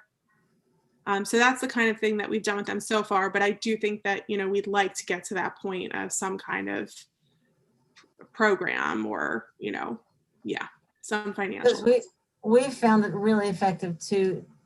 And developers have paired state incentives together with property tax abatements. What we do is kind of provide an enhanced abatement for a project that comes through the IDA. So they get some more money up front, or, some more relief of property taxes up front, and then a little bit more in the out years. So For that, energy efficiency? yeah, or- they have to meet certain standards, and they're pretty rigorous standards. And it has meant that in the last 2 or 3 years, every multi-story building that's come to the IDA in the city of Ithaca has used heat pumps, even where there's gas. So yeah, they're gas constrained in Lansing, but the city, they're not. They're using heat pumps because of the IDA program. That's great. I should talk to the IDA about it sooner rather than later. And I might come back to you with some questions if that's all right. Sure. Yeah. All right. Thanks so much. This is great. Thank you. Well, And I'll send you a bunch of information on that, Rachel, that you could use. That would be great. Thank you. so I see that it's past 3:30. Rachel, we are so grateful for your time and sharing your energy and your success and your lessons learned. And I guess if anybody has any questions, we know how to get in touch with Rachel. So you might be hearing from us soon. Wonderful. I'm available, email, phone call, text message. I am so glad to have the opportunity to connect with you all. Thank you. So could I just make a promo for our campaign here? Probably none of you have ever heard me talk about it in the past, but you should check out our website. But we had 150 new enrollees in the last 2 months of 2020, and we have a lot of webinars, we have a lot of case studies, we have home visits for various kinds of technologies. So, and we did workforce development programs last year in August and November. We put in a heat pump for free on a Habitat for Humanity house on Slaterville Road in Dryden. We're hoping to do another one in the spring. So, I know we sort of competing with a lot of other folks for your attention, but just when you're sitting at home and doing nothing, you just look at our website. And I That's hope Heat Smart Tompkins, right? right. And so I'm sure, I hope you found this worthwhile. And I don't want Definitely. to focus on the dissimilarities between our population and Westchester. I think there's a lot of other value in Rachel's presentation. I agree. So thank you, Rachel. Thank you, everybody. I guess if that's everything, we will adjourn. Can I get a motion? Amanda, seconded by Dave. All in favor? Thank you. Everybody, we'll see you next month under new management. Yep. See you later. Bye-bye. Thank you. Bye. Thank you, Rachel. Thank you, Thank you. Deborah, Bye. Brian, everybody.